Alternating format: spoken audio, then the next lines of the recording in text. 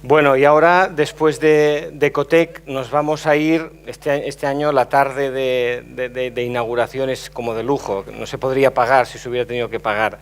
Vamos a hablar con una de las personas más influyentes en nuestro país, la directora de una de las 10 mejores escuelas de negocios del mundo, Eugenia Vieto, directora general de SADE y profesora titular del Departamento de Dirección General y Estrategia. Eugenia es doctora por la Universidad Ramon Llull, licenciada en Ciencias Empresariales y máster en Dirección por Empresas por ESADE, lógicamente, pero también por la Universidad Politécnica de Cataluña. Entre otros cargos, ha sido subdirectora general corporativa de esta Escuela de Negocios y directora fundadora de Entrepreneur Institute. Con todos ustedes, un placer tener hoy aquí a Eugenia Vieto. Adelante. Muchas gracias. Buenas tardes a todos. En primer lugar, gracias por haberme invitado. No tardé ni nada, ni 5 minutos en decir encantada, vendré a Menorca, a la isla que considero más bonita del mundo, y conozco unas cuantas. He pasado 20 veranos aquí en Menorca, en la zona de Ciudadela, los 2 últimos en Cap d'Artruig, que es el lugar más bonito del mundo. Mi armario está lleno de pret y bailarinas, porque evidentemente es visita obligada. Hago la excursión desde Ciudadela hasta Mercadal para comprar los amargos de Cal Sucre. Me voy siempre a Barcelona con una caja de pastissets y cada noche me bajo a esa gelatería a tomarme un helado. Quiero decir, la felicidad es los veranos en Menorca. Por tanto, cuando me dijeron venir aquí a daros una charla, dije encantada. Además me lo pidió un antiguo alumno, y aquí hay unos cuantos antiguos alumnos. Yo soy antigua alumna de SADE. Me costó un montón llegar a SADE, porque SADE es una escuela privada, yo no me la podía pagar, pero bueno, conseguí un préstamo al honor, etcétera, etcétera, y fui estudiando, trabajando al mismo tiempo, porque en casa hacía falta que aportáramos nuestros esfuerzos a la economía familiar. Había fallecido mi padre y poquito a poco, no sé cómo, a veces yo pregunto, ¿y cómo has llegado a ser directora general? Dices, de una de las 10 mejores, una de las personas más influyentes. No es verdad. Una de las personas con mayor responsabilidad en la sociedad. Porque cada año formamos 10.000 alumnos más o menos, sobre todo los jóvenes, y yo estoy encantada de ver esta sala llena de jóvenes, y me ha encantado la inauguración oficial. Es decir, gente joven, con esta energía, con estas ideas tan claras. Yo los veo todos los días en los pasillos de SADE, en las aulas de SADE, en el campus, ¿no? Y dices, es el futuro, pero claro, menuda responsabilidad cuando tú tienes que formar a los futuros líderes, que han de ser capaces de transformar una sociedad que no nos gusta, una sociedad en la que hay desigualdades, una sociedad en la que hay corrupción, una sociedad que no sabe resolver los problemas del medio ambiente. Y digo, la responsabilidad que tenemos como institución académica, no nosotros, todas las instituciones académicas, es la de formar gente muy competentes, que sean capaces de todo esto lo que comentabas al principio, ¿no? Que esta manera diferente que tenéis los jóvenes de ver las cosas, que sean capaces de decir que 1 más 1 a veces hace 3, que sean capaces de buscar aquellas innovaciones que a nadie se le ocurre. La comida que teníamos al mediodía estaba lleno de jóvenes que te contaban sus proyectos, sus nuevas empresas que estaban creando, ¿no? Pero además de que tenemos que formar gente así, tenemos que formar gente que sean capaces de transformar la sociedad. O sea, imaginaros, cada año cuando damos la bienvenida a los nuevos alumnos, siempre pienso lo mismo, menuda responsabilidad tenemos. Y cuando los graduamos y les damos el título y les ponemos aquella banda tan bonita, en aquellas ceremonias tan bonitas, y el delegado del curso hace su discurso en nombre de sus compañeros, y sin que nadie le haya dicho nada, empieza a agradecer y a decir, y lo que representaba la experiencia y las cañas que se fueron a tomar, y cuando hicieron el paso del Ecuador, bla, bla, bla, bla, bla, todos tan guapos, las niñas con aquellos vestidos, aquellos tacones que se caen por la escalera cuando suben al escenario, etcétera, etcétera. Pero de repente dice, y además tenemos una gran responsabilidad respecto a la sociedad, porque debemos de devolver a la sociedad lo que la sociedad nos ha facilitado. Entonces yo digo, qué bien, una generación más que salen con estas ideas. Por tanto, esta es una brevísima introducción para deciros a qué me dedico, por qué estoy aquí y para agradeceros a todos que estéis aquí. Además, consciente de que soy el último escollo que tenéis antes del cóctel. Por tanto, no me puedo enrollar demasiado. He preparado un PowerPoint, porque los profesores tenemos un defecto, y es que nos sentimos como desnudos sin un PowerPoint. Pero el PowerPoint no tiene muchas transparencias, sobre todo tiene fotos, tiene cosas de estas, porque me ayudan. Después me sirven para hablar de cosas que pienso la audiencia, miro la gente que estáis aquí.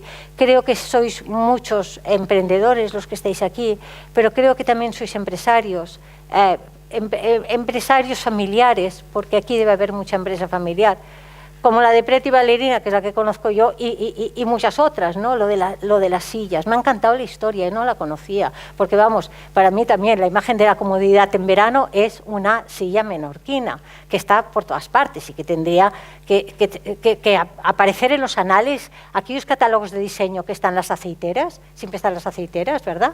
Pues la silla menorquina tendría que estar ahí, ahí tendríais que luchar para que estuviera ahí la silla menorquina. Pues bien, yo he preparado una serie de transparencias que me servirán un poco para lo que voy a hablar, porque yo de lo que voy a hablar es de emprendedores y de innovación, y me ha gustado porque al final de la ponencia anterior hablaba de innovación abierta. Es mi última transparencia, la innovación abierta, ¿no? Porque también es una oportunidad para los emprendedores. Y por tanto, voy a ir adaptando lo que he escrito al público que tengo delante. Ahora me han dicho que esto a distancia va, pero sí, va. ¿De qué voy a hablar? De 3 temas. En primer lugar, ¿qué podemos aprender de los países más competitivos? ¿Cuáles son los países más...? Se ha estado hablando de la comparación norte-sur, ¿no?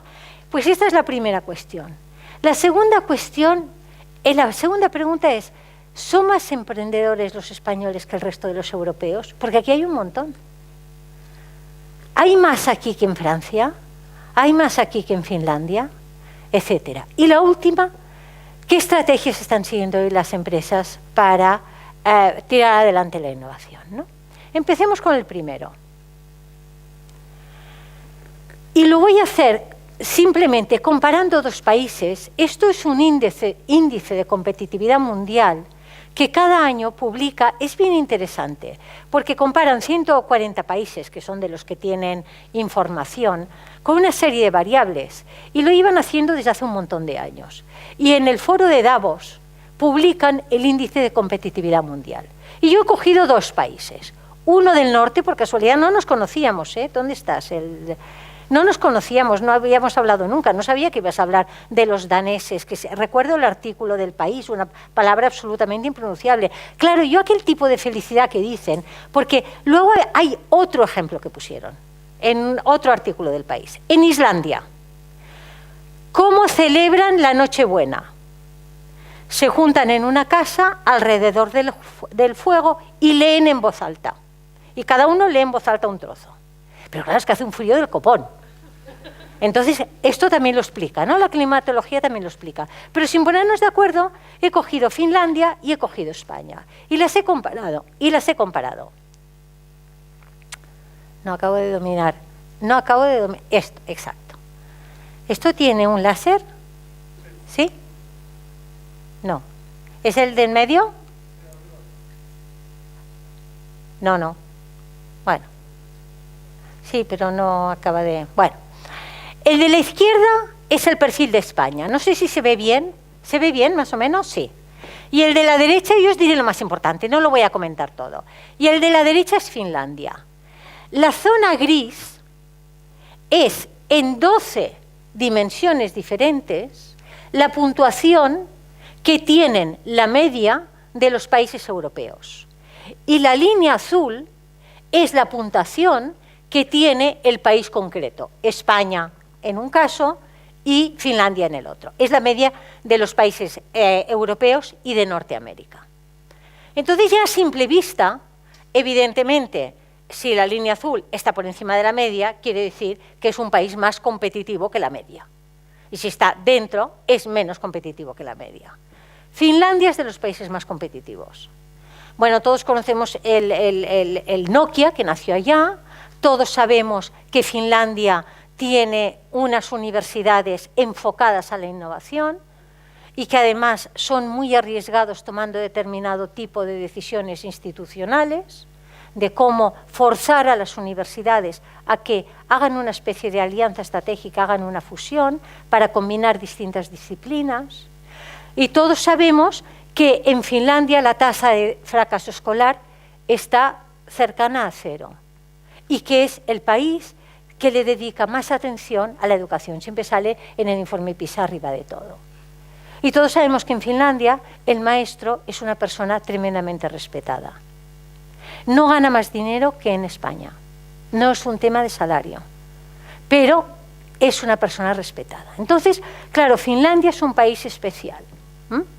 Es el 10º país del mundo en competitividad global. España es el 34. Dices, hombre, tampoco está mal entre 140. Bueno, claro, pero es que está República Democrática del Congo, está Camerún. Yo el año pasado estuve en Kinshasa, República Democrática del Congo, porque ayudamos a una escuela de jesuitas allá a hacer un máster, ¿no? Vuelves de allá diciendo, no puede ser, el mundo no puede seguir siendo así. Entonces, evidentemente, estos países están muy abajo, entre otras cosas porque tienen unos niveles de corrupción tremendo. ¿En qué destaca España? ¿Dónde tiene España los puntos más altos? En las infraestructuras, bingo, bingo. Tenemos más kilómetros de AVE que nadie. Tenemos una cantidad de aeropuertos fantásticos, ¿no? Tenemos el aeropuerto de Madrid, tenemos el aeropuerto de Barcelona, tenemos el aeropuerto de Palma y más o menos en todas partes hay un aeropuerto. Tenemos autopistas. Bueno, en Cataluña nos quejamos bastante de todo el tema de los trenes y no tenemos el corredor mediterráneo. Pero a nivel de infraestructuras estamos ahí arriba de todo. Bueno, lo estamos pagando, eso sí. Y hay estaciones de AVE vacías y líneas de AVE vacías. Pero habiendo dicho esto, también es verdad que ya lo tenemos, que ya está y que ha facilitado muchas cosas lo que tenemos. ¿En qué otra cosa somos mejores que la media en el tamaño de mercado? Pues si nos comparamos con los países de Europa, España es un país grande. A nivel de número de habitantes, España es un país de los grandes, como Francia, como Alemania, bueno, un poco más pequeño, pero es un país más grande que Finlandia, es un país más grande que Lituania, es un país, etcétera, etcétera. A nivel de competitividad dentro de Europa, los que están por debajo de España son Rumanía, Bulgaria, Grecia, Portugal, Italia, etcétera, etcétera, etcétera, etcétera. Todos los nórdicos están por encima, Alemania, Francia, bla, bla, bla, todos estos están por encima.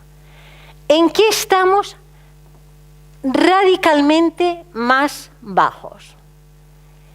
En innovación es una de estas, es una de las que están más esperados, porque ahora desde aquí lo estoy viendo bastante borroso. En innovación, que es la que está ahí arriba de todo, además, como no, el láser no me va bien, es la que está ahí arriba de todo, estamos bastante por debajo, y en todas las demás, por ejemplo, en esta de aquí, es exactamente en el entorno macroeconómico. Pero en todas estamos por debajo. Finlandia, ¿en cuáles está muy por encima? En innovación, en sofisticación empresarial. ¿Qué quiere decir sofisticación empresarial? Quiere decir empresas que tienen unos modelos de negocio sofisticados, muy innovadores, que siempre intentan hacer cosas nuevas, etcétera, etcétera, y que además hay redes de empresas muy interesantes y que ayudan mucho, y que hay ecosistemas, esta palabra que utilizamos mucho, ecosistemas.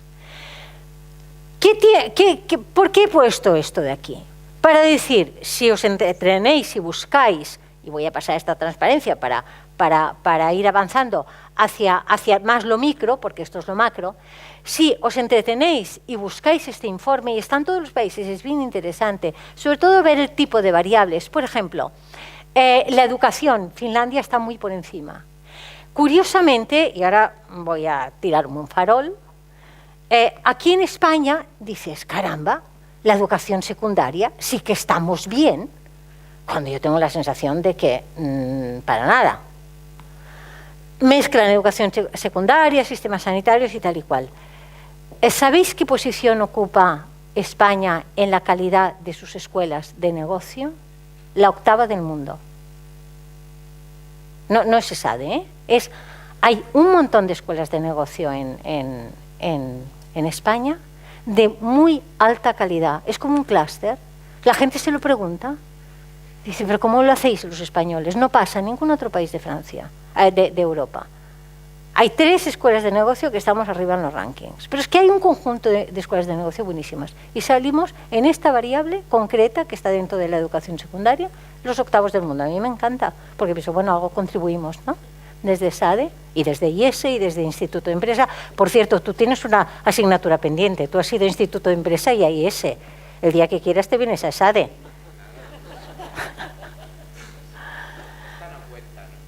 ¿Cuál? No, esta no.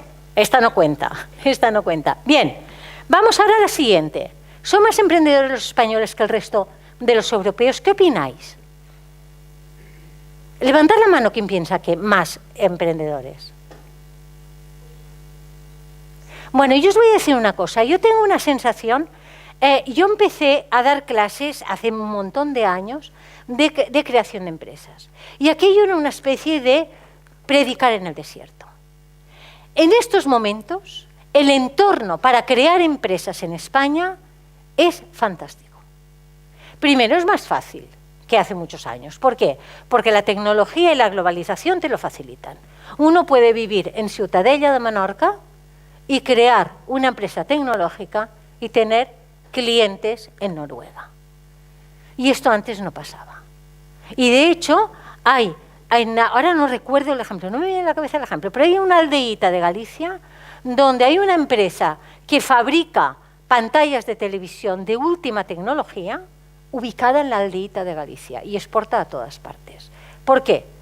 ¿Sabéis cuál es o no? Es que...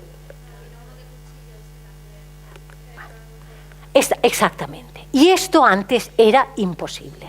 Por tanto, hoy en día hay esta facilidad, pero hay otra cosa.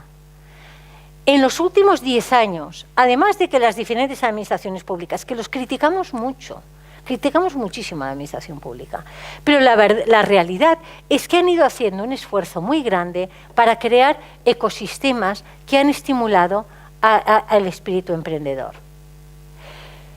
Las universidades, las ingenierías, etcétera, han empezado a meter cursos de creación de empresas.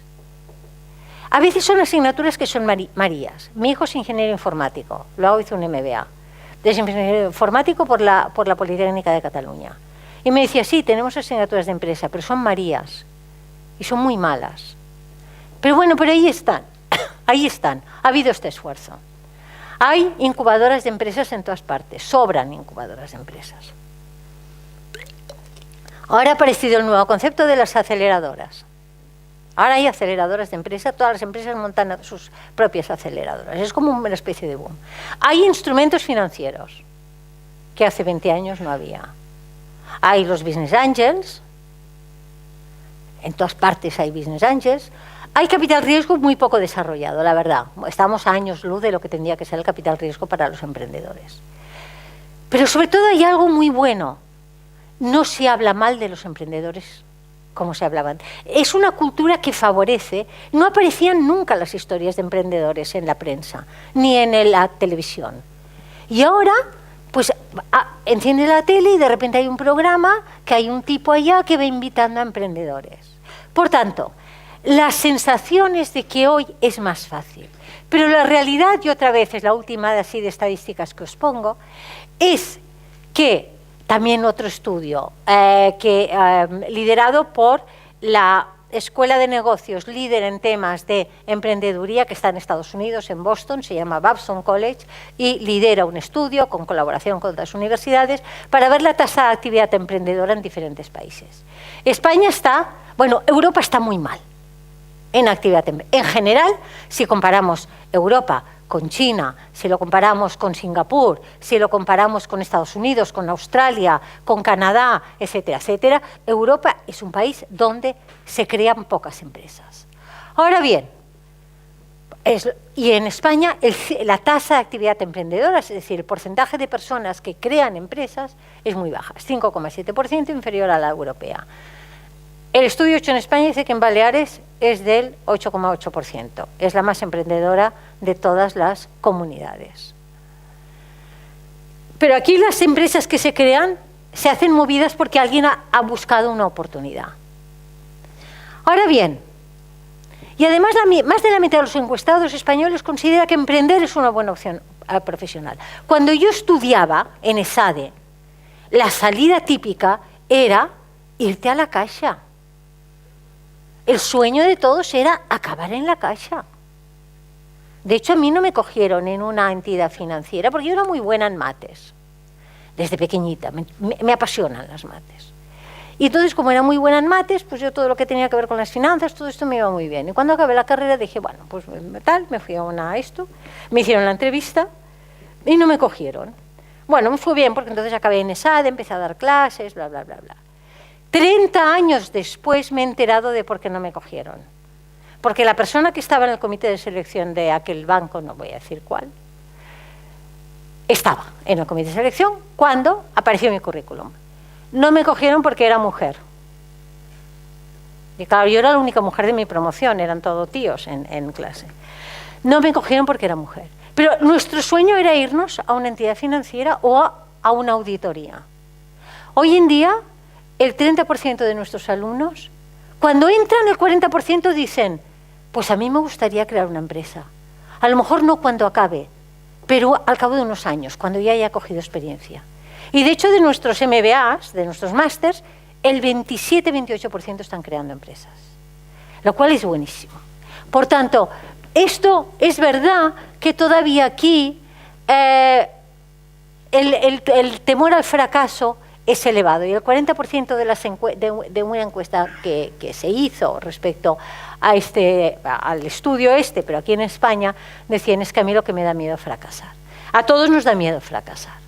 O sea, el que diga, no, a mí me encanta el riesgo y el fracaso me es igual, que se dedique a hacer parapente, pero no a crear empresas.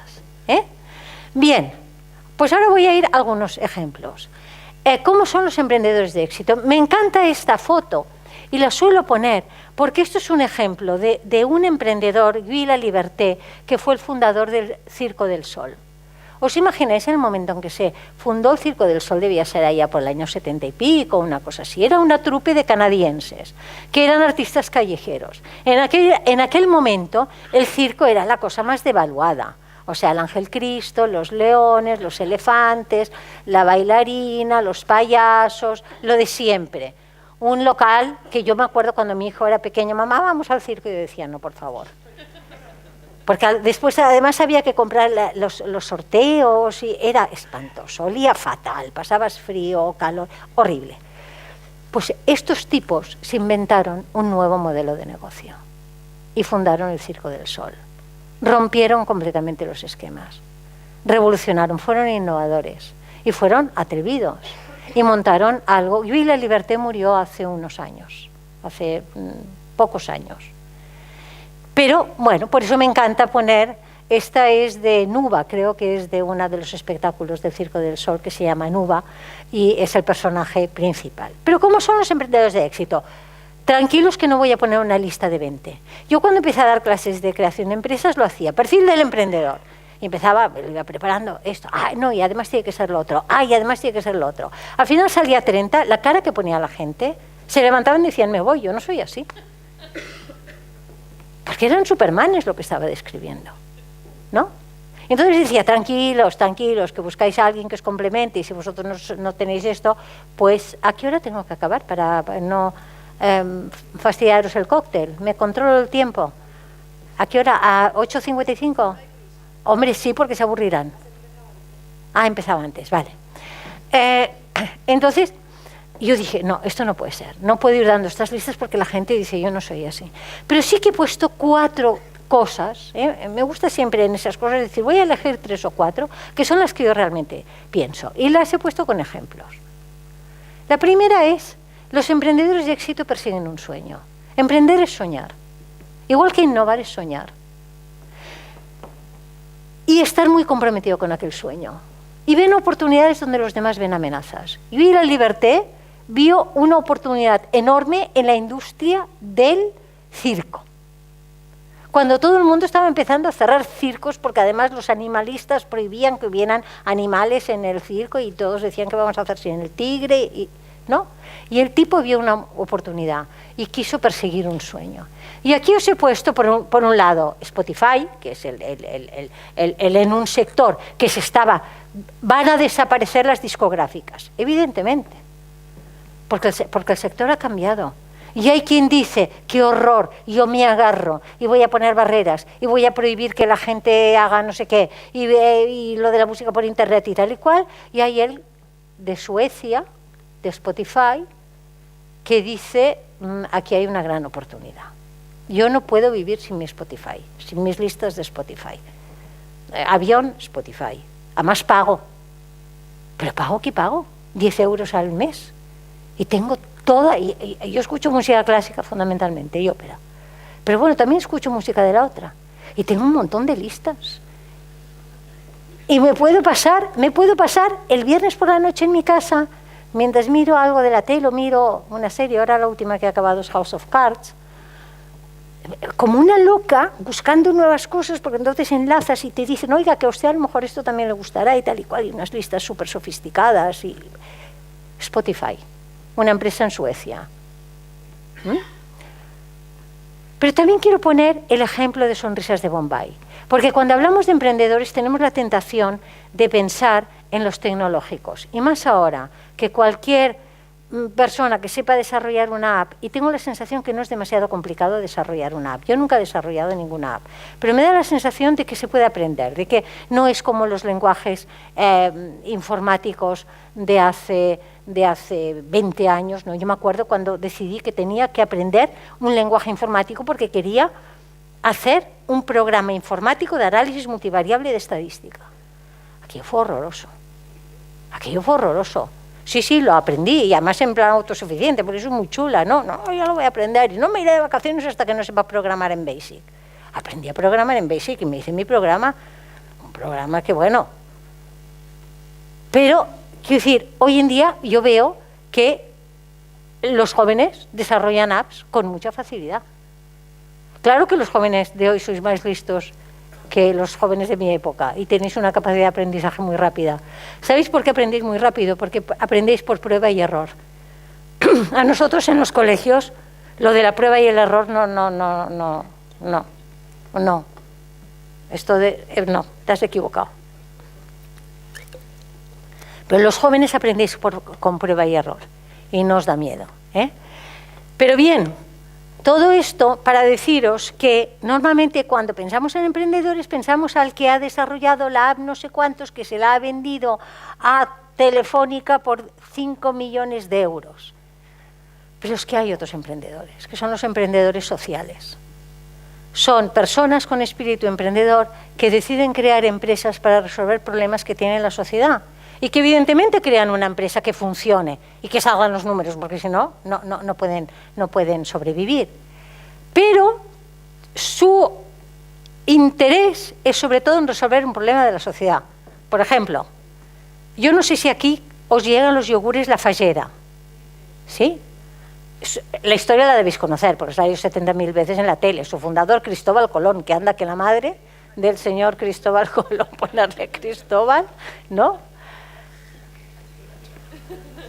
Pues Cristóbal Colón decidió que en el pueblo de donde es tenía que crear un sitio para dar trabajo a chicos y chicas con discapacidades, con problemas psicológicos, con problemas determinados. Y creó La Fallera. ¿Quería ganar dinero con esto? No, que hombre, tiene un sueldo y todos los demás tienen un sueldo. Quiero decir, viven y la empresa gana dinero. Los beneficios los reinvierte pues, en crear una nueva escuela de formación para los empleados, y entonces tiene todo personas de este tipo. Pero yo aquí pongo el ejemplo de San Llorente, Sant Llorente era un periodista que fue a India de vacaciones y vio, si habéis estado en India, yo he estado en India, he estado en Bombay además, y realmente es espectacular cuando empiezas a ver la cantidad de gente que hay viviendo en la calle. Y lo peor, niños y niñas solos viviendo en la calle, pues víctimas de todas las tropelías que os podéis imaginar. Y él dijo, yo quiero crear una empresa para sacar a estos niños de la calle. Tuvo muchos problemas, porque claro, las mafias decían, no nos interesa nada que esté este tipo aquí, porque a nosotros nos va muy bien esto de traficar con niños, ¿no? Pero lo creó, tuvo apoyos, consiguió dinero, etcétera, etcétera, y su empresa se llama Sonrisas de Bombay. Si entráis en la web es maravillosa, porque todo lo que hace es recoger a estos niños que están por la calle, les da formación, a las niñas las saca de la prostitución, a los niños les saca de la explotación infantil, y les da formación, les enseña alguna profesión, algo que se puedan hacer algo, que se reintegren a la sociedad, les acogen una casa. ¿Y de dónde saca el dinero? ¿Cómo se financia? Pues fundamentalmente con donaciones. Fundamentalmente con donaciones. Pero quiero decir, son personas los dos, que ven oportunidades donde los demás ven amenazas y que además persiguen un sueño. Siguiente característica. O siguiente cosa que hacen los emprendedores de éxito. Eligen a las personas adecuadas. Saben elegir a las personas adecuadas. El título de estas jornadas es Personas, Personas y Personas. Las personas es lo más fundamental. Esto lo decimos todos, lo dice todo el mundo. Pero yo os puedo decir que yo llevo ya unos cuantos años, llevo 7 años como directora general de SADE, primero fui subdirectora general corporativa durante unos cuantos años más, y al final te das cuenta, yo el 80% de mi tiempo lo paso hablando con personas y gestionando personas, mejor o peor. A veces me ha salido mejor, otras veces algo no he hecho bien, y es lo que más me pesa cuando llegas a casa y dices, esto con esta persona no lo has hecho bien. Por tanto, es cierto que la gestión de personas es el elemento fundamental. Y más hoy en día, en el tipo de organizaciones en lo que pedimos que la gente son los que aportan valor a la compañía. Esto es muy bonito de decir cuando decimos, es que el éxito me entregan este premio, pero el premio es mérito de todas las personas que forman parte de la compañía. Pero la realidad es que detrás de esto tiene que haber una política de recursos humanos que sea política de personas. Por tanto, todo lo que tiene que ver con las personas es fundamental y cada vez será más fundamental. El ejemplo de arriba es Privalia. A mí es un ejemplo que me encanta. ¿Por qué? Porque los dos fundadores, Lucas Carné y José María Villanueva, eran alumnos, el uno de IESE y el otro de SADE, el mismo año. Se conocieron, se fueron a trabajar a una consultoría, porque muchos salen de SADE y consultoría.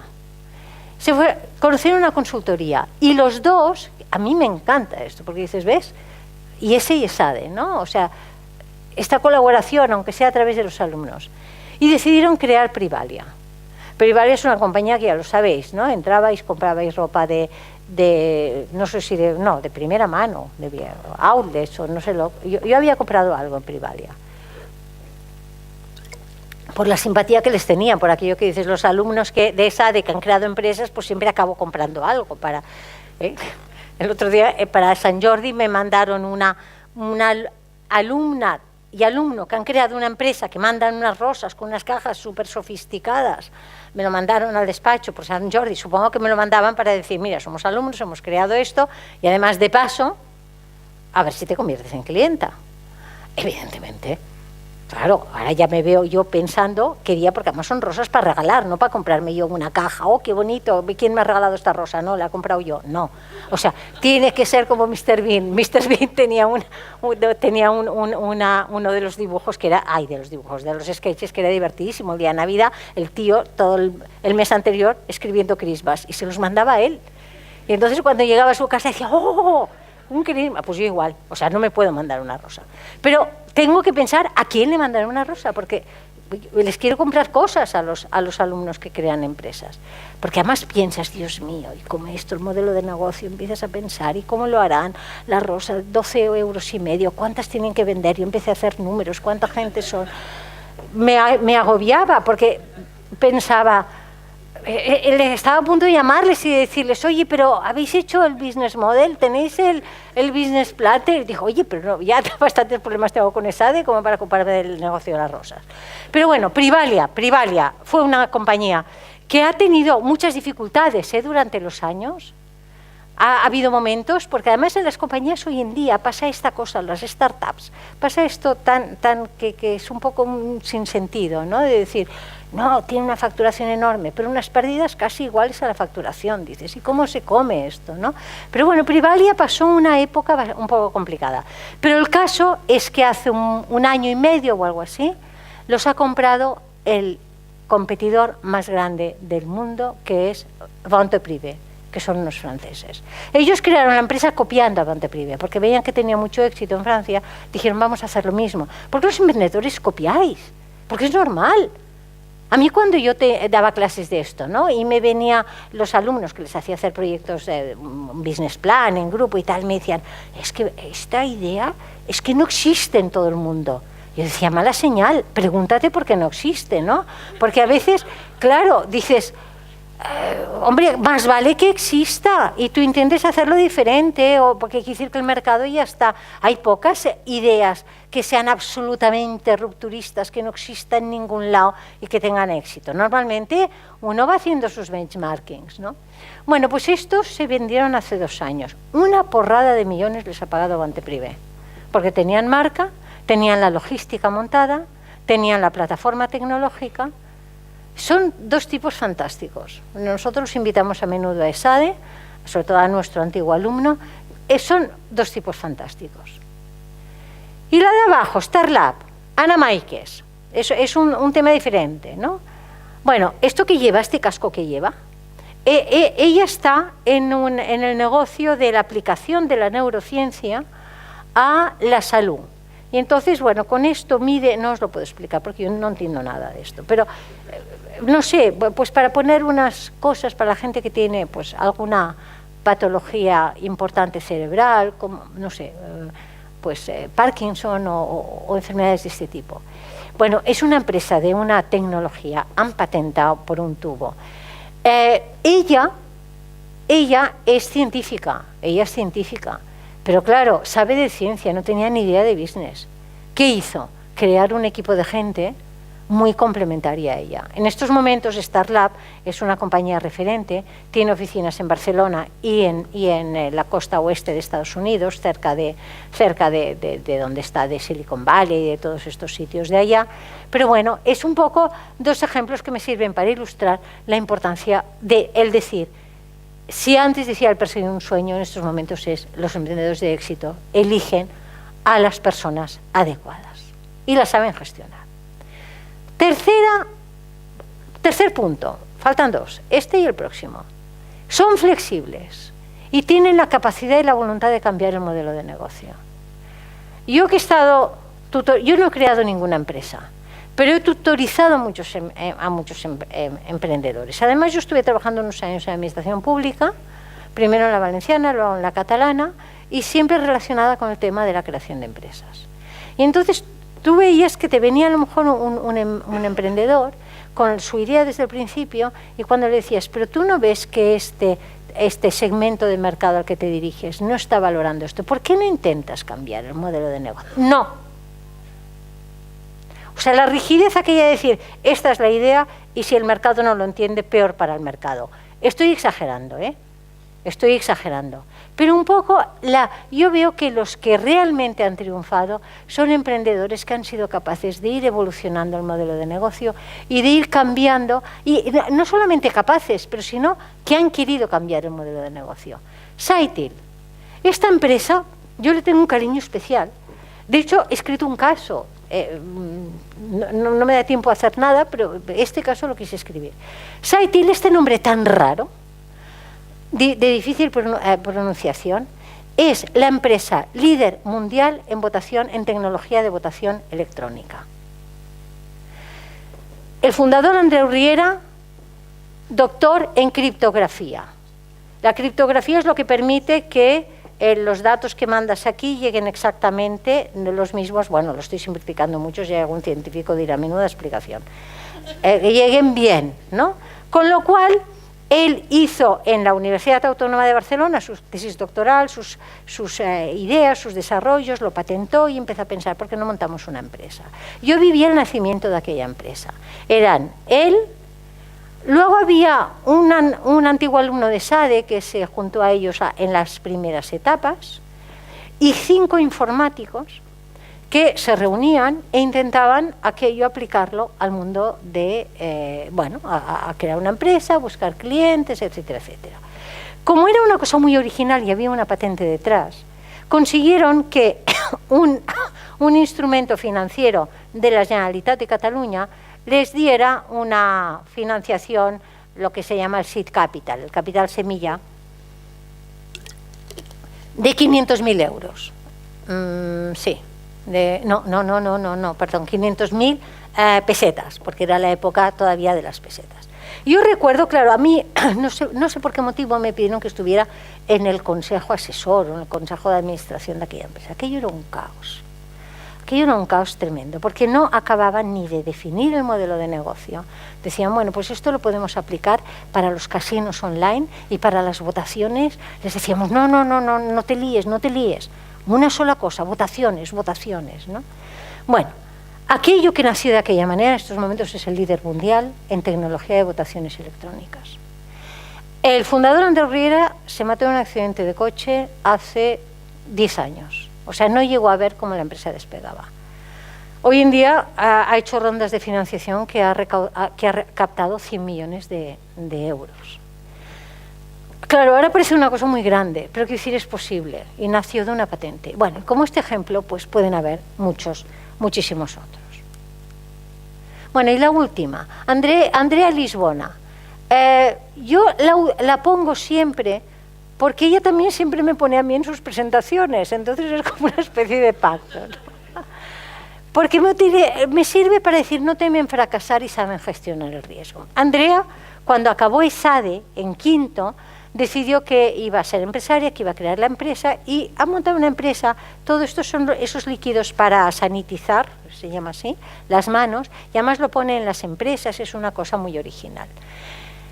Ha fracasado varias veces, ha tenido 1000 problemas, desde subcontratar en una empresa que la ha timado, hasta equivocarse con el cálculo del precio, etcétera, etcétera. Y siempre ha sabido, pero además siempre me ha dicho, y me viene a ver de vez en cuando, siempre me ha dicho lo mismo, mira, yo en cada error, en cada fracaso he aprendido y yo voy a seguir. Y ves que lo dice de verdad, es decir, no hay ningún emprendedor de éxito que no haya fracasado, varias veces además. Y además es la manera como a veces los bancos se los creen. Porque dicen, mire, oiga, yo empecé, pero esto me fue mal, entonces lo reconvertí hacia allá. Piensan, bueno, esta persona sabe gestionar muy bien su riesgo. Por eso la pongo aquí a Andrea Lisbona. Ella ahora está en un tamaño de empresa más pequeño, que es ITIL y tal. Es otra empresa. Pero fijaros qué diseño de marketing más bonito ha hecho.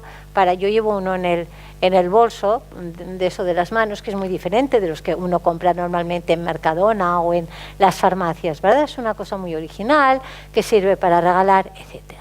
Por tanto, estas son las 4 cosas que, pensando con todos los emprendedores que he ido conociendo, decir, evidentemente que aquí podríamos añadir otras cosas, pero para mí las 4 fundamentales son estas.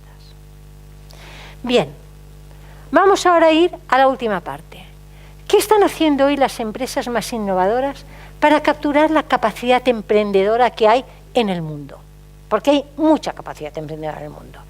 Pensad, claro, estamos hablando España, que no sé cuántos porcentaje de emprendedores, pero vosotros os vais a Perú, que es uno de los países que sale más emprendedor, y hay un montón de mujeres emprendedoras que crean por necesidad, pero emprenden. Es decir, hay capacidad emprendedora en el mundo, sobre todo cuando la necesidad aprieta, sobre todo cuando la gente sabe que o se crea es decir, en la época de crisis, que yo lo encontraba además un poco cínico, tengo que deciros, estas especies de llamada a crear empresas, en el gran momento de la crisis en España, cuando se estaba destruyendo empleo como se estaba destruyendo, el mensaje a los jóvenes de decir, es que tenéis que aprender a ser empresarios vosotros mismos.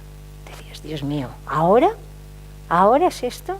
Por necesidad, pero si no hay mercado, ¿van a crear qué? Porque además es que ser emprendedor es muy difícil, no es fácil, lo sabéis los que habéis emprendido. Necesita uno tener conocimientos, necesita uno desarrollar una serie de habilidades, necesita ejercer un liderazgo determinado. Cuando yo decía a lo mejor rodearse de un buen equipo, sí, claro, pero ¿cómo lo diriges a aquel equipo? En el caso de los de la criptografía, yo recuerdo que el equipo eran 5 informáticos y el director, que era Andreu Riera y había otro más por ahí, decía, claro, es que ahora tenemos un problema. Estos son muy buenos, porque son los que están haciendo toda la programación y la plataforma tecnológica y tal y cual. Dice, pero claro, como son informáticos, son un poco especiales. Y dices, bueno... ¿Y por qué son especiales? No, porque, por ejemplo, hay uno que lo que él se inspira a las 2 de la madrugada. Y entonces llega a las 3 de la tarde y se está aquí hasta las 2. Pero hay otro que le gusta venir a las 6 de la mañana, bien fresco. Dice, pero claro, ahora tenemos el problema de que los 5 hacen un horario absolutamente diferente. No hay manera de reunirlos. Entonces, claro, parece una anécdota, pero es que es cierto, es que pasó. Es que les dijimos, pues oye, tenéis que poner orden, tenéis que saberlo liderar. Sí, pero ¿cómo les vamos a decir? Porque como son tan creativos, y la creatividad hay que dar estos espacios de libertad, hombre, ya, pero además tenían los problemas de seguridad. Porque claro, entonces todos tienen que tener llave. Y aquí estamos trabajando con cosas muy serias, con votaciones electrónicas. Y con criptografía, con modelos de criptografía. ¿Qué hacemos? Porque claro, yo, fundador, no me puedo estar las 24 horas aquí. Quiero decir, rodearse de buen talento implica también tener capacidad de liderazgo. O sea que crear una empresa no es sencillo. No es sencillo, es maravilloso. La gente que crea empresa te dicen que no conciben su vida de otra manera. Pero los que habéis creado empresas sabéis lo que significa todo esto. Y la borrachera de que de repente todo va bien. ¿Y cómo gestionas aquel crecimiento? ¿Cómo gestionas el que hoy venía en el autobús desde el aeropuerto y oía una voz que explicaba, es impresionante, estamos creciendo todos los meses un 30%. A lo mejor está en la sala. Y yo decía, qué maravilloso, 30% mensual. Pero yo al mismo tiempo pensaba, ¿cómo lo va a gestionar? Va a tener que contratar más gente, los va a tener que formar, los va a tener que retener, etcétera, etcétera, ¿no? Por tanto, no es una tarea fácil, pero es una tarea maravillosa. Y, evidentemente, hay que desarrollar una serie de habilidades. Y otra cuestión con los emprendedores. Muchas veces los emprendedores de éxito, cuando la empresa empieza a crecer, tienen que dejar la empresa. Tienen que convertirse en presidente del consejo y dejar que alguien la dirija. Porque gestionar el arranque, el startup, no es lo mismo que gestionar el crecimiento o no es lo mismo que gestionar la fase de internacionalización, etcétera, etcétera. Aunque hoy en día las teorías de... Antes explicábamos las empresas cómo se la fase 1 para internacionalizarse, la fase 2, la fase 3. Esto se ha acabado. Esto con Internet se ha acabado. Las empresas nacen globales y las empresas tienen que nacer globales, con la idea puesta en todas partes. Evidentemente no todas. Si uno monta un restaurante difícilmente será internacional, pero intentará ser el mejor restaurante para atraer clientes internacionales. Pero sí que es cierto que gracias a Dios el contexto ha cambiado. ¿Qué hacen las empresas? Porque hay tanta capacidad emprendedora que las empresas necesitan aprovecharlo. Yo les voy a poner un ejemplo del siglo pasado. Este buen señor, o sea, hay empresas, el modelo 3M. No hay ningún modelo híbrido, no hay ningún modelo exacto. Los modelos son híbridos. Yo cuando empecé a interesarme por esos temas desde un punto de vista de investigación, es cuando me doctoré.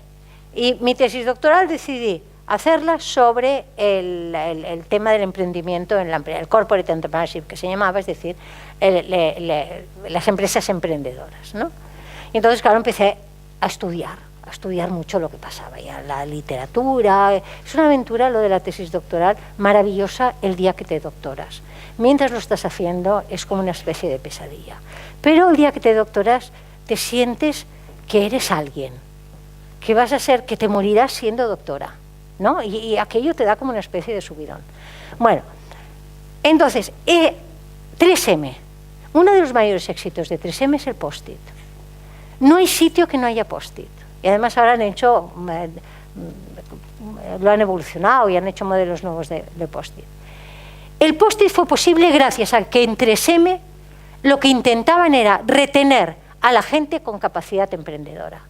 Y este individuo que se llamaba Arthur Fry, y sabéis la historia, el post-it era un pegamento que no pegaba bien, bla, bla, bla, bla, bla, bla, la historia de la creación del post-it es más vieja que el tango, pues este individuo que sabía que había aquella cola en aquel sitio que no pegaba bien y que dijo, ¿por qué no lo pongo un trocito en un papel y lo pego un rato? Y entonces se lo fue repartiendo a las secretarias. ¿Qué te parece esta idea? Fantástico, tienes más, tráeme que me va bien.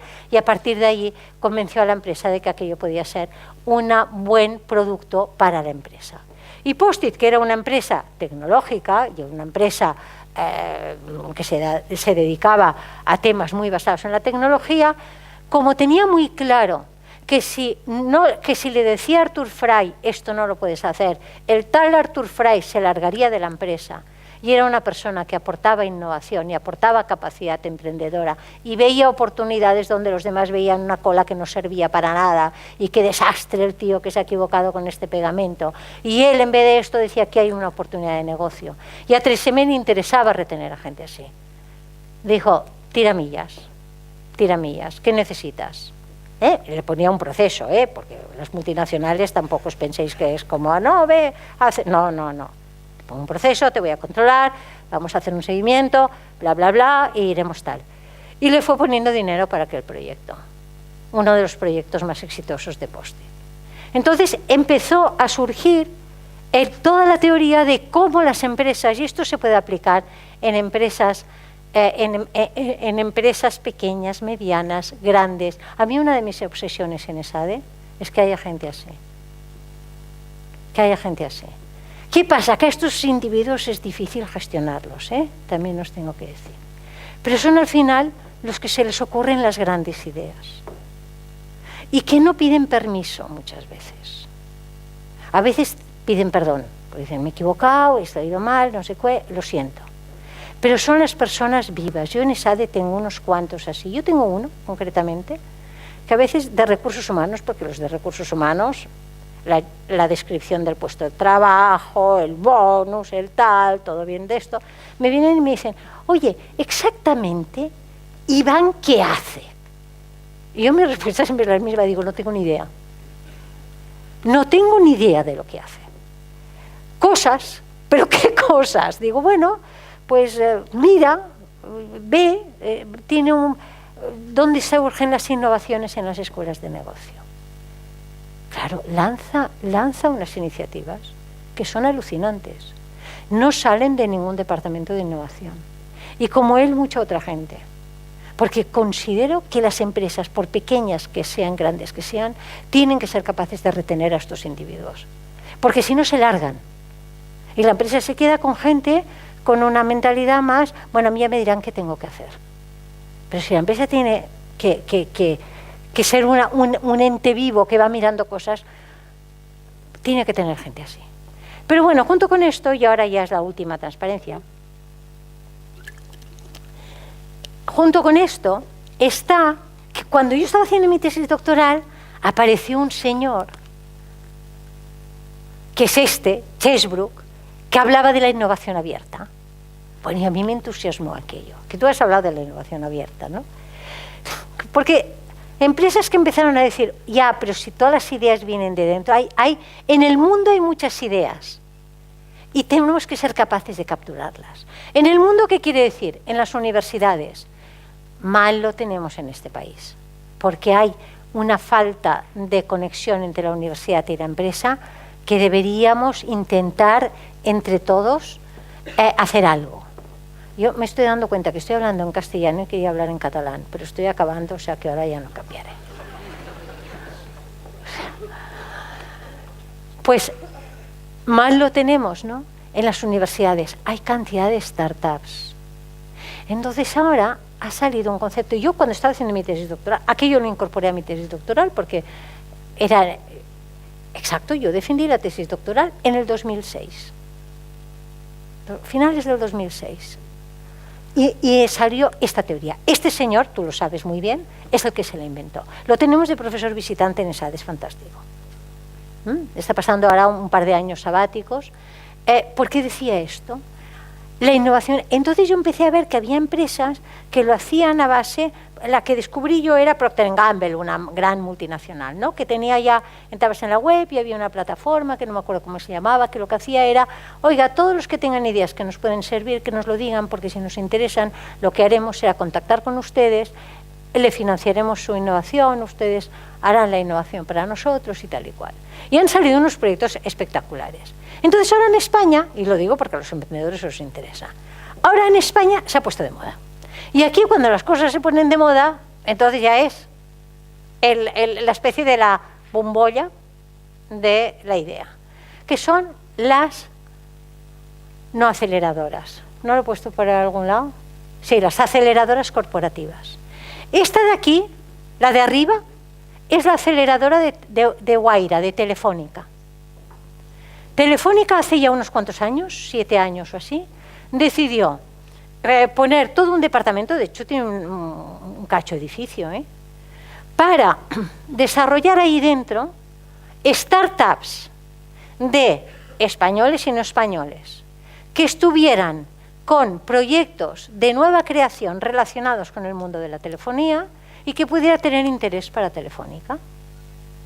Claro, piensas, para una startup es una gran cosa, porque muchas veces la startup que nace, la empresa que nace, no tiene músculo, por ejemplo, para gastar en marketing, para gastar en redes comerciales, no tiene músculo para contratar gente.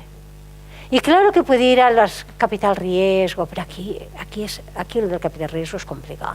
Están, sí, las redes de Business Angels, pero y pueden hacer todo esto. Pero claro, llegan allá y se encuentran con una incubadora corporativa que va analizando el proyecto, les va haciendo, o sea, lo que hay, que aquí en Menorca hay una incubadora de empresas, creo, porque recuerda, ¿verdad? Que sí que hay una incubadora de, ¿no? A mí me suena, en Ciudadela me suena haber visto una incubadora de empresas.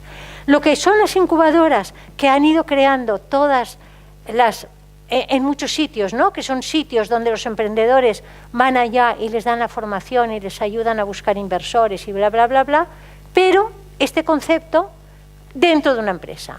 ¿Cuál es la gran diferencia? El emprendedor que va a una incubadora del ayuntamiento, porque normalmente son incubadoras públicas, aunque ahora ya hay incubadoras privadas, continúa siendo libre, quiero decir, propietario 100% de su empresa. El emprendedor que va a una incubadora privada ya es menos propietario al 100%, porque la incubadora privada evidentemente necesita sacar dinero de algún lado, entonces acaba cogiendo una pequeña parte de su capital.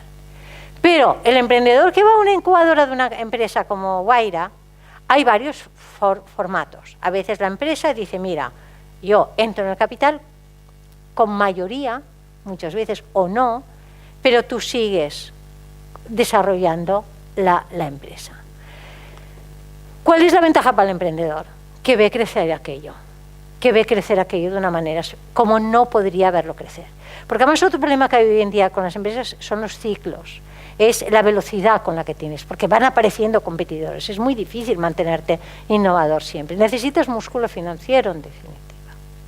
Por tanto, esto es algo, y ahora SEAT tiene una aceleradora, pero los conozco muy bien a los de SEAT y han creado una aceleradora, Telefónica tiene una aceleradora, el Banco de Sabadell tiene una aceleradora, la Caixa creo que tiene una aceleradora. O sea, ahora las empresas están montando aceleradoras. Los bancos están montando aceleradoras porque está apareciendo todos estos nuevos negocios de fintech. Los bancos están asustados porque dicen ahora pasará ya que la gente se dejará dinero entre sí. Está pasando el crowdfunding. El crowdfunding no pasa por el banco. Entonces dicen, bueno, lo que tenemos que hacer es ver cómo integramos este tipo de de proyectos en nuestro negocio. Bueno, yo con esto ya he acabado. Dejaré por si hay alguna pregunta. Estamos perfectamente en tiempo, porque lo que me voy a saltar es las conclusiones, porque es más de lo mismo. Ya lo he contado. Y por tanto ahora os animo a, si tenéis alguna pregunta, y entonces luego nos vamos al cóctel.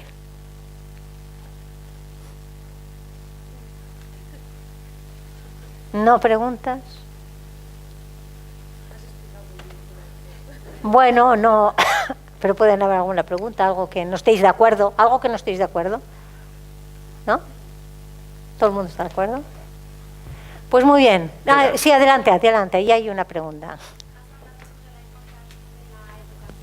Sí. Estás en el mundo de la educación y últimamente, bueno, hace unos años, pero ahora está como más de moda, se están implantando nuevos sistemas educativos, pero a nivel de niños más pequeños. No, yo te oigo. Y es para saber qué opinas de los nuevos sistemas de educación donde son más libres. Mira, me encanta que me hagas esta pregunta. Nosotros estamos en un proyecto de transformación en este sentido. El mundo de la educación, fijaros, el otro día yo leí un artículo que decía, si un médico de hace 200 años ahora entrara en un hospital, se sentiría perdido. Diría, pero ¿qué son estas máquinas? Pero estas camas, pero este personal, entraría en un quirófano, no tendría ni idea de por dónde empezar. Hagamos la traslación a un maestro o a un profesor de universidad de hace 200 años. Si entra en muchos centros educativos, es lo mismo. Es el profesor hablando, una aula así, el profesor pegando el rollo como he pegado yo aquí, pero esto no era una clase, hablando y hablando y hablando, o en el aula los niños sentados y el profesor contando la historia de los reyes católicos y las matemáticas y la suba de los quebrados y patatín patatán, los niños y examinándose. Esto se ha acabado. Entonces hay colegios, Microsoft está haciendo precisamente una lista de colegios muy innovadores y en España hay unos cuantos ya. Yo conozco los de mi zona, ¿no? El Colegio Montserrat y otro más, que están cambiando completamente el concepto. No se trata solo de decirle al niño, haz lo que te dé la gana, no. Tú tienes que utilizar el aula para que el niño sepa resolver problemas y lo sepa resolver en grupo y tenga aquel estímulo para trabajar no utilizando la memoria, pero sino su capacidad de razonamiento, su capacidad crítica, su juicio crítico, su capacidad creativa. Hay colegios que lo están implantando, por supuestísimo, fuera de España, pero en España hay colegios que lo están implantando y las universidades, si no nos espabilamos, estos niños dentro de 10 años nos llegarán y dirán, ¿pero qué están haciendo ustedes? Es decir, ¿cómo se puede concebir, yo porque he montado esto y los dibujitos y todo esto, pero cómo se puede concebir que nosotros, por ejemplo, en ESADE, en la clase de estrategia, por ejemplo, cuando yo daba clase de estrategia, yo llegaba al aula, mis transparencias, incluso cuando eran transparencias sin ordenador, ¿no? Y esto y tal. Hoy en día este conocimiento está en Internet. Hoy en día el alumno tiene que venir al aula en la universidad con la lección aprendida. Porque si no te arriesgas a... Ahora os voy a explicar el modelo de Porter. Los que os suene, los antiguos alumnos de SADE seguro que lo sabéis, ¿no? Lo de las 5 fuerzas competitivas y el modelo de Michael Porter y tal y cual. Es que te arriesgas a que levante la mano uno de los alumnos y te diga, oiga, mire, es que hay un YouTube del modelo de Porter que lo cuenta el señor Porter y, por cierto, bastante mejor que usted. Con lo cual, utilicemos la tecnología de una manera inteligente. Los alumnos la utilizan.